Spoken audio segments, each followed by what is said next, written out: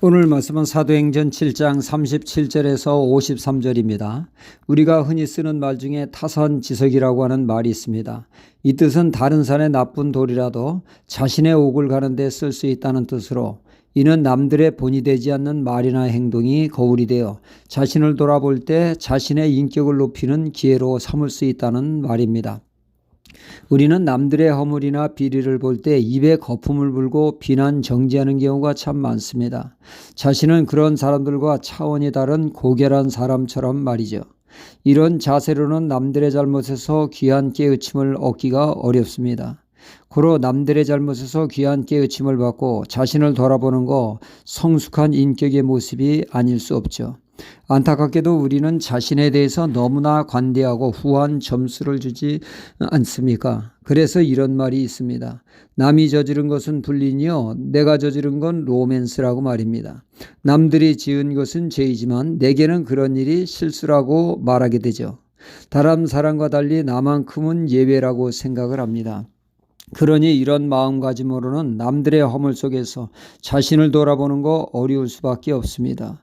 사도 베드로를 보면 예수님이 십자가의 고난을 말씀하시며 부활을 말씀하실 때 다 나를 버린다라고 하는 충격적인 말씀에 제자들은 하나같이 나만큼은 절대 아니라고 말합니다.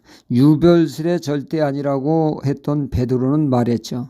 한술도 또 다른 제자들은 그럴지라도 나만큼은 절대로 그런 일은 없을 거라고 큰 소리를 쳤지만 실상 그 일이 닥치자 앞장서서 베드로는 주님을 부인하고 저주하는 데 서 있지 않았습니까? 나만큼 예외일 수 없습니다. 나도 남들보다 더 할 수 있다는 것이죠. 이를 인정하지 않다 보니 우리는 불의한 소리를 들으면 어느덧 정의의 사자가 되어 비난정지하기에 열을 올립니다. 다윗을 보면 다윗이 불륜과 더불어 불륜녀의 남편까지 교묘하게 죽이는 큰 죄를 짓지 않았습니까? 하나님은 그가 회개하기를 기다리셨지만 전혀 회개할 기미를 보이지 않습니다. 죄가 주는 쾌락에 그는 푹 젖어 있었던 것입니다. 보다 못한 하나님은 나단 선지를 보내게 되죠. 하나님은 다윗에게 스스로 자신의 죄를 깨달아 회개할 수 있도록 말입니다. 그래서 다윗에게 들려준 이야기는 이렇습니다. 한 마을에 부자가 살고 있었고 또한 가난한 사람이 살고 있다는 것입니다. 마침 부잣집에 손님이 찾아와 부자는 자신의 가축을 잡아 대접하는 것이 아까워 그 동네 힘없고 빼먹는 가난한 자의 유일한 재산 암양을 빼앗아 차린 건 없지만 드시라고 손님을 대접했다는 이야기입니다. 이에 다윗은 정의의 사자가 되어 크게 노하며 부자는 4배로 배상해 주어야 한다고 씩씩댑니다. 부자 같은 놈들이 있어서 세상살이가 힘들다고 말입니다. 사실 다윗의 죄에 비하면 부자의 잘못은 죄의 축에 끼지도 못합니다. 그런데 다윗은 마치 자신이 아주 의로운 양 판단정죄를 일삼고 있습니다. 이를 지켜보던 선지자 다윗은 어이가 없었죠. 부자가 누군데 그것도 모르고 씩씩대는 다윗을 향해 나단 선지는 뼈있는 말을 합니다. 부자가 바로 당신이요. 그제서 다윗은 제정신을 차립니다. 비로소 자신을 돌아보게 되죠.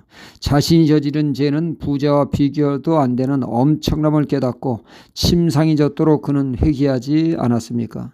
이렇듯 사람들은 남들의 허물을 쪽지게처럼 찝어내지만 자신의 죄에 대해서는 눈뜬 장님처럼 잘 깨닫지도 못합니다. 참으로 불행한 일이 아닐 수 없습니다. 남의 잘못을 보고 자신을 돌아보는 것은 더더욱 힘들어합니다. 그래서 남들의 허물 속에 교훈을 얻기보다는 깨달음을 얻기보다는 그들과 동일한 죄를 짓는 어리석은 삶을 살게 되어집니다. 이스라엘은 솔로몬의 죄로 남과 북이 분단되었습니다. 남유다 북이스라엘로 나누게 되었죠. 북이스라엘은 금송아지를 섬기며 우상과 불순종으로 아수르에 의해 멸망을 당합니다. 이를 지켜보던 유다는 그 일로 자신들을 돌아보지 않고 그들과 동일한 죄를 짓다가 바벨론에 멸망을 당하고 말았습니다. 이런 어리석음을 똑같이 저지르고 있다는 것이 오늘의 말씀이죠. 이스라엘이 끝없이 하나님의 말씀과 모세를 대적하며 하나님의 종 선지자를 죽이며 대적했듯이 너희들도 조상들과 같이 동일한 범죄를 저지르고 있다는 것입니다. 율법 하면서 율법의 말씀은 누구보다 지키지 않는 자라고 말이죠. 모세가 나와 같은 선지자를 하나님이 보낼 거라고 너희는 그의 말을 들으라 했는데 모세가 말한 예수님이 이 땅에 왔을 때 그들은 귀담아 듣기는커녕 십자가에 못 박아 죽였다는 것입니다. 조상들과 동일한 죄를 짓는다고 말입니다. 역사는 반복됩니다. 특히 나쁜 역사는 더욱 반복되고 있죠. 우리는 늘 성령님에 민감해야겠습니다. 성령님은 우리에게 적용시키는 분으로 타인을 통해서 우리의 죄를 깨닫게 하고 회개의 자리로 인도하시는 분이십니다. 할렐루야.